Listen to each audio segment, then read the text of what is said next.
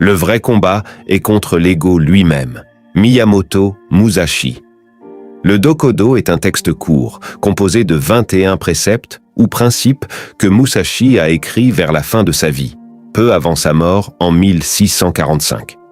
Ces préceptes reflètent ses idées sur la conduite à suivre sur le chemin de la vie et de la mort.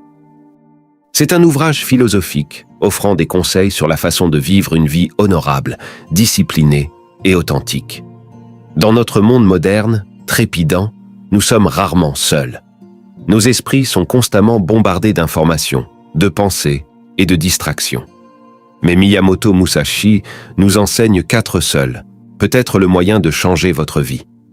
Le légendaire samouraï croyait cela car il a passé la majeure partie de sa vie dans la solitude, perfectionnant son art et développant sa philosophie. Miyamoto Musashi est une figure vénérée à ce jour, c'était un samouraï errant, sans guide ni maître. Musashi est né en 1584 dans un Japon dévasté par les guerres et les conflits. Son maniement de l'épée était inégalé, mais c'est sa profonde sagesse qui continue de nous inspirer des siècles plus tard. Il était un artiste philosophe et épéiste qui a remporté plus de 60 duels, dont beaucoup à mort. Cependant, son chemin était loin d'être celui d'une violence incessante. C'était un chemin qui l'a conduit à une profonde perspicacité et à une sagesse. La vie de Musashi a été marquée par une profonde quête de maîtrise de soi à travers la discipline, le dévouement et surtout la solitude. Sa solitude n'était pas une existence monastique éloignée de la société, mais une solitude mentale, un état d'esprit auto-imposé où le murmure du monde extérieur était étouffé. Il a préconisé l'introspection et un esprit clair, sans distraction, comme voie vers le développement personnel. Cette compréhension était résumée dans son Dokodo, qui se traduit par le chemin de la marche solitaire. À travers ses préceptes, il a offert des conseils sur la façon de vivre sans peur, sans regret ni distraction, et sur l'importance d'être fidèle à soi-même. Musashi a souligné la solitude, non pas comme un moyen d'isolement, mais comme une voie vers la découverte de soi et l'amélioration personnelle. Il croyait que la solitude lui permettait d'aiguiser son esprit et son corps sans distraction, de perfectionner ses compétences et de se comprendre à un niveau plus profond. Dans le silence et la paix de la solitude, trouver la clarté, se libérer de l'influence et du jugement des autres, c'était l'occasion d'apprendre, de grandir et de confronter ses propres forces et faiblesses. Sans le bruit extérieur qui obscurcit souvent notre jugement et notre perception de soi. Musashi a écrit « Pensez superficiellement à vous-même et profondément au monde ». Il a exhorté les gens à se tourner vers l'extérieur pour observer, apprendre et comprendre le monde qui les entoure tout en gardant une humble conscience d'eux-mêmes.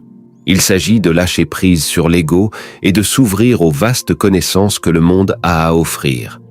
Cette humble conscience de soi, combinée à une compréhension profonde du monde, crée un formidable chemin vers le développement personnel et la croissance personnelle.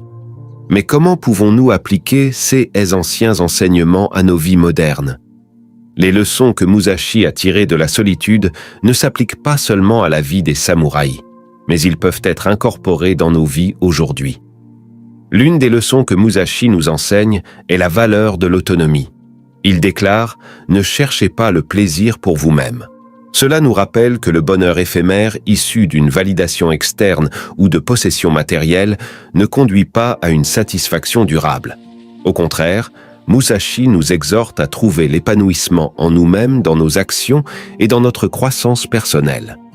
Un autre point clé de Dokodo est le principe de ne pas se fier en aucune façon aux sentiments fugaces. Cela nous encourage à ne pas agir impulsivement sur les émotions passagères, mais à réfléchir attentivement à nos actions et à leurs conséquences. Nos décisions doivent être réfléchies, pleinement conscientes et indépendantes des sentiments passagers ou des influences extérieures. De plus, Musashi souligne l'importance de ne pas s'attacher aux choses physiques et temporelles. Dans Dokodo, il conseille « Ne vous attachez pas aux biens dont vous n'avez plus besoin ». Ce conseil d'abandonner les attachements inutiles ne se limite pas seulement aux possessions matérielles, mais s'étend également aux relations, aux habitudes et aux pensées qui ne nous servent plus. C'est une leçon sur la façon de libérer nos vies, à la fois physiquement et mentalement, en créant plus d'espace pour la croissance et la transformation. Dans un autre précepte, il déclare « Ne craignez pas la mort ».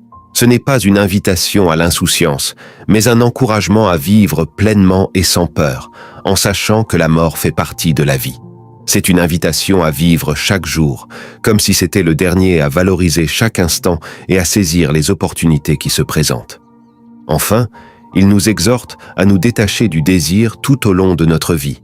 Cela nous apprend à nous libérer de la soif constante de plus, qui conduit souvent à l'insatisfaction et au malheur.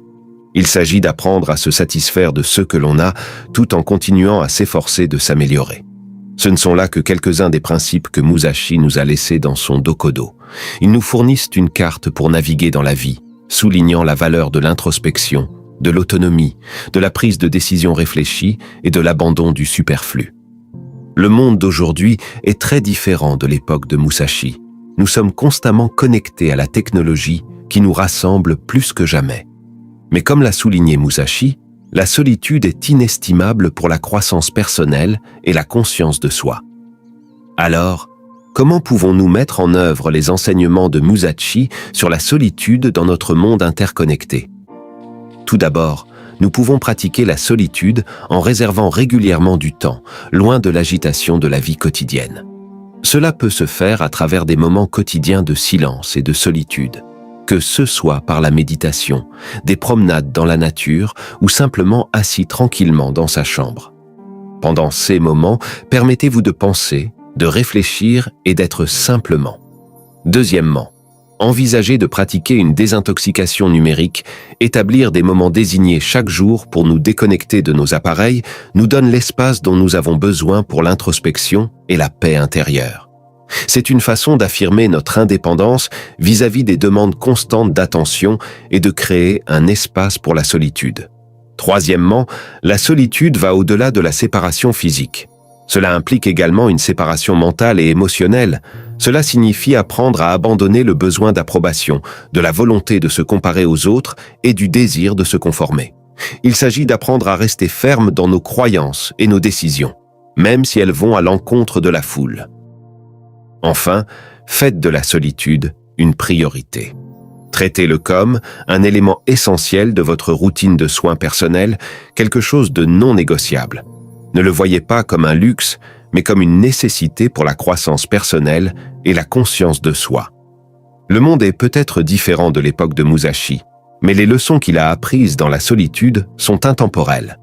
En incorporant ces principes dans nos vies, nous pouvons apprendre non seulement à être seuls, mais à prospérer dans la solitude, à trouver la paix et la plénitude en nous-mêmes pour faire face aux défis. Accepter la solitude n'est pas toujours facile.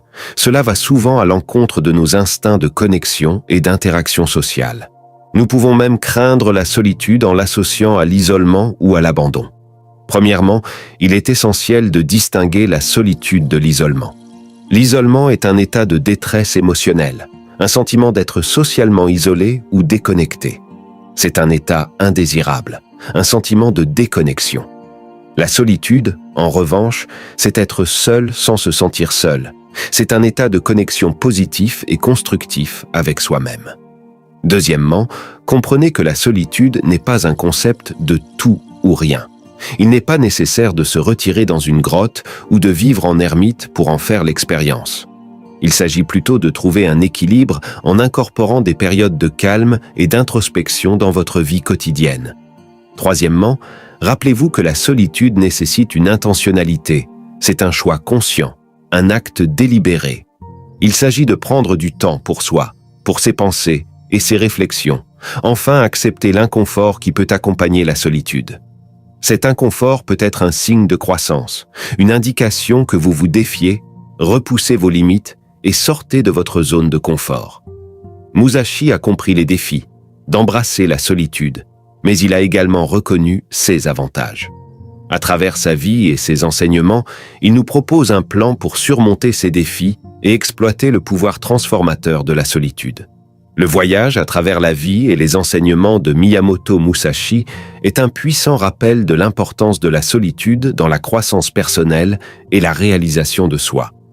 Le chemin vers la maîtrise de soi nécessite souvent de marcher seul. Le voyage n'est peut-être pas facile, mais il est certainement gratifiant et peut-être comme Musashi, découvrirez-vous qu'être seul peut vraiment changer votre vie.